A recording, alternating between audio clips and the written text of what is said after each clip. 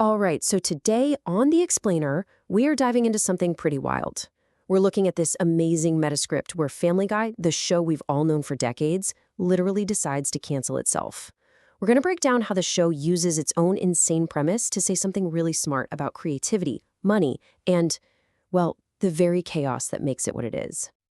Okay, let's just jump right in with the line that starts this entire mess.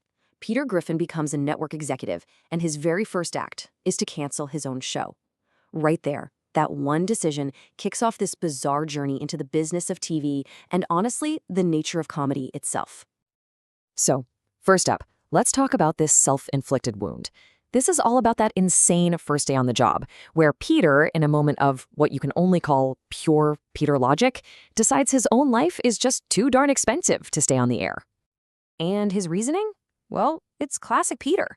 He basically says, look, the show's been on for 25 years, it's a nightmare to make, and it's just costing the network way too much money. He's making the argument that the complicated gag-a-minute world he lives in just isn't worth the price anymore. And just like that, he puts his family, the crew, everyone out of a job. And the family's reaction? Oh, it is perfect. It's like a little snapshot of who each of them is. Stewie, of course, is furious because his grand evil plans for world domination suddenly have nowhere to live. Chris is just bummed out that his super simple two-part episode about tying his shoes gets the axe. Brian, as usual, tries to be the voice of reason. And Meg, well, she's completely ignored, which is, tragically on brand for her. But it doesn't just stop there. Oh no. Peter doesn't just cancel their show, he's already got a replacement lined up. He basically forces the whole family to go find work in this new, creatively dead, and most importantly, much, much cheaper cartoon world. And this really gets to the heart of what the episode's all about. On one side, you have Family Guy. It's dynamic, it's self-aware, it's famous for those expensive, out-of-nowhere cutaway gags. And on the other side, the Barnyard Bunch. A show that's totally static, super simple, and has absolutely none of the creative energy that makes the Griffin's world tick.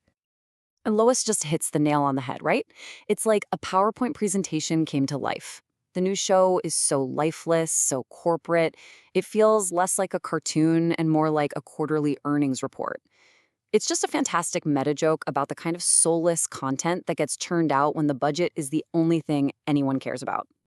So this new reality is basically a parody of every cheap, low-effort cartoon you've ever seen. Character depth is just gone. Lois's entire personality gets boiled down to likes toast. That's it. The animation is so simple that their mouths only have 2 frames of movement. It's a world where any kind of complexity has been totally stripped away for the sake of efficiency. And then you get this from Stewie, which just solves it all up. His whole identity, his complex motivation for taking over the world, it just has no place in a world this simple. The script is basically screaming at us that interesting characters can't exist in a cheap, creatively bankrupt world. They need that depth to even exist. Okay, so after getting a taste of this new, incredibly boring life, the family has had enough. Peter leads the charge to confront the executives. They literally break the fourth wall and march right into the network offices to demand their old, expensive, chaotic show back. And this is where the whole thing gets a price tag, a really big one. The executive tells them that the show's famous cutaway gags, a huge part of its identity, cost $500,000 a season. All of a sudden, the network's argument isn't just some vague business talk, it's a very specific, very large number. So the execs just lay it all out there. They don't give a rip about self-aware deconstruction or creative humor. They care about one thing: what is economically viable. For them, a show that costs less is always, always better than a show that takes creative risks. And that is the exact opposite of everything Family Guy is. So you see what's happening, right? The network looks at everything that makes Family Guy, Family Guy, the dynamic animation, the new sets, the character gags, and they don't see assets. They see dollar signs going out the door. Their perfect show would be something like the Quahog Council, where characters just sit on a bench and talk. Minimal effort, maximum efficiency. So, Peter's backed into a corner by all this cold, corporate logic. How does he respond? Does he come up with a brilliant counter-argument? Nope. He does the one thing he knows how to do. He unleashes pure, unfiltered chaos. And his master plan? Oh, it's something else. It really shows you exactly how his brain works. It's not strategic. It's not smart. He tries to call a lawyer, realizes he can't afford one, and then just yanks a giant secret reboot lever he finds under the executive's desk. It's just a pure impulse of destruction. And the result? Absolute, total chaos. A network-wide meltdown. Every single show on the air gets wiped and replaced by a 2-hour loop of Bird is the Word. He hasn't won the argument, he's just made the problem so unbelievably catastrophic that the network has no choice but to deal with him.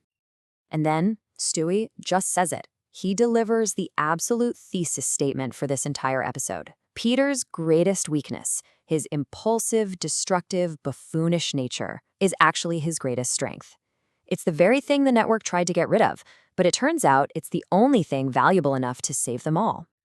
So in the end, this whole wild ride leaves us with a really fascinating question. In a world that just wants things to be efficient and predictable, is the real secret to a show like Family Guy's survival its willingness to be messy, to be expensive, and to be chaotically self-destructive? It kind of suggests that sometimes the most valuable thing you can be is a problem that only you can solve.